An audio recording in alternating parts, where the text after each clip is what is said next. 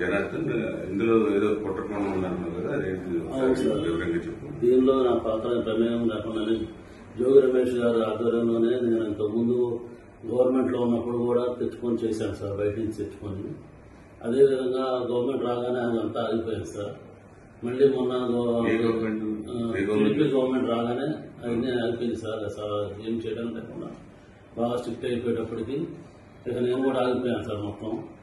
ఆ తర్వాత మన ఏప్రిల్లో 2025 ఆ టైంలో మళ్ళీ జోగి రమేష్ గారు నేను కాంటాక్ట్ చేసి మాట్లాడదాం రమ్మంటే నేను వాళ్ళ తమ్ముడు ద్వారా మాట్లాడాను సార్.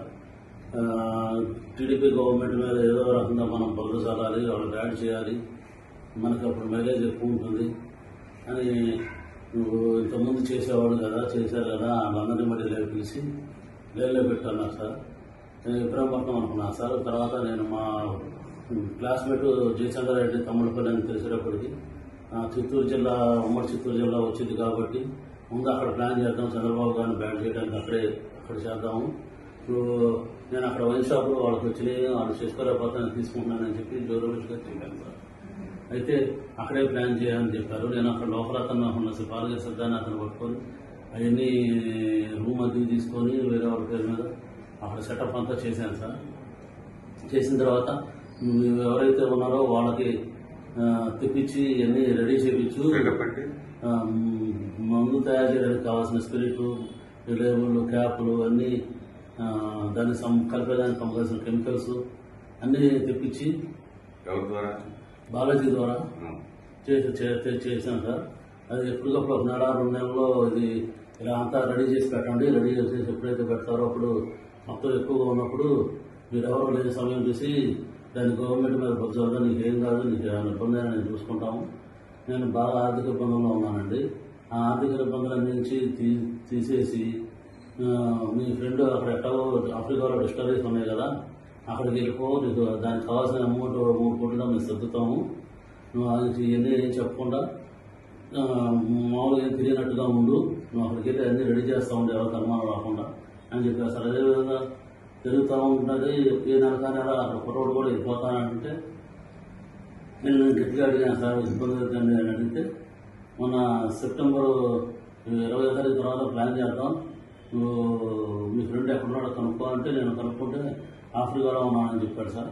అయితే నువ్వు కూడా ఆఫ్రికా వెళ్ళిపో, అతనితో టచ్లో ఉండు, నేను పెట్టుబడి పెడతానని చెప్పి కమిట్మెంట్ తీసుకో, మీకు ఇబ్బంది లేకుండా ఉంటుంది, మేము ఇక్కడ అడ్జస్ట్మెంట్ చేస్తాం, అమౌంట్ అంతా మీ బ్రదర్కి చేస్తాం, మీకు ఎటువంటి పరిస్థితులు ఏమీ ఇబ్బంది లేకుండా మేము చూసుకుంటాము, ఎట్లాగో ఇబ్బందులు పడ్డావు కదా, ఎందుకంటే ఇబ్బంది ఏం పడతావు, దాన్ని వెళ్ళిపో, అక్కడైతే నీకు అన్ని రకాలుగా ప్లస్ అయితే నీకు బాగుంటుంది. మాకు కూడా ఇక్కడ గవర్నమెంట్ మీద తప్పుడు ఆరోపణలు చేస్తే మాకు కూడా కలిసి వచ్చింది, మాకు కూడా మా వైసీపీ గవర్నమెంట్ కూడా కలిసి వచ్చింది అని కొన్ని రకాలు భయపెట్టి కొంచెం డబ్బు ఆశ చూపి అన్ని రకాలుగా చేశారు సార్ నన్ను.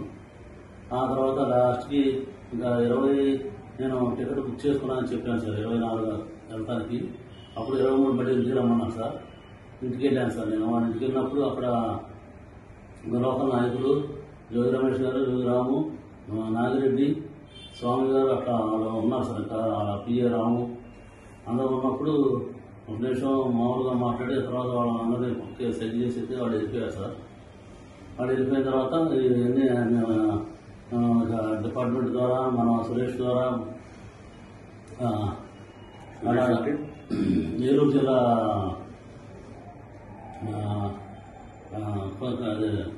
కొల్లేరు ఏరియాలో ఉంటాడు సార్. నాకు నారాయణపురం బాగున్నప్పుడు అతను ఫైనాన్షియల్గా వచ్చాను సార్. అతని ద్వారా ఈ డిపార్ట్మెంట్కి అక్కడికి ఇన్ఫర్మేషన్ పాస్ చేసి అది రైడ్ చేయించారు సార్. మున్సిపల్ జిల్లాలో రైడ్ చేయించి అది సరికంతా పట్టించి గవర్నమెంట్ మీద వ్యవస్థగా మాట్లాడి గవర్నమెంట్ ఏదో తప్పులు చేస్తుంది అని చెప్పి బాగా చేసి యాంటీ చేసుకొద్దాం ట్రై చేశారు. కానీ చంద్రబాబు గారు పార్టీ నాయకులను సస్పెండ్ చేసేటప్పటికి అంత ఎక్కువ హైలైట్ అవ్వలేదు జనార్దన్ అని చెప్పి మళ్ళీ నాకు కాల్ చేసి మీ దాని మీద కూడా చూపించేద్దాం, నువ్వు అక్కడ బాధ్యత పెట్టే సరుకులు ఇక్కడ తెచ్చిపెట్టేసి గొడవలో పెట్టు, అది మీ తమ్ముడు ద్వారా డిపార్ట్మెంట్ వాళ్ళకి తెలిసి నేను సురేష్ మా ద్వారా సాక్షి టీవీను అందరినీ తీసుకొని వస్తాను, నాయకులు అందరినీ తీసుకొని వస్తానని చెప్పి అలర్ట్ చేసి నాకు అక్కడ ముందు రోజే అన్ని అక్కడ తెప్పించి పెట్టించారు సార్. వాళ్ళ మనుషుల ద్వారా వాళ్ళు తెప్పించి పెట్టించారు సార్.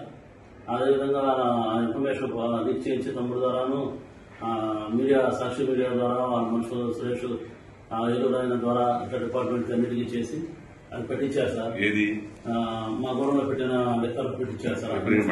పక్కన గోడంలో బాగా ఎదురుగా ఉన్న గోడంలో. అంతతో అది పోకుండా మళ్ళీ అక్కడ ముందు రోజే అక్కడ ఎన్ని బాగా చేస్తున్నట్టుగా ఖాళీ క్యాన్లు కూడా తెప్పించి పెట్టించారు సార్. ఖాళీ ఎంటీ క్యాన్లు పెట్టారు సార్. ఎంటీ క్యాన్లు పెట్టించేసి ఇదంతా బాగా జరిగిపోతుంది, ఇక అన్ని రాష్ట్రంలో అన్ని ఏరియాలో ఇలాగే చేస్తున్నారు అని చెప్పి అని బాగా బాగా హైలైట్ చేశారు సార్. ఈ గవర్నమెంట్ కి చాలా బ్యాడ్ నేమ్ వచ్చింది, బాగా జరిగింది, నేను చూసుకుంటా నువ్వు రావాల్సిందని చెప్పారు సార్ నాకు.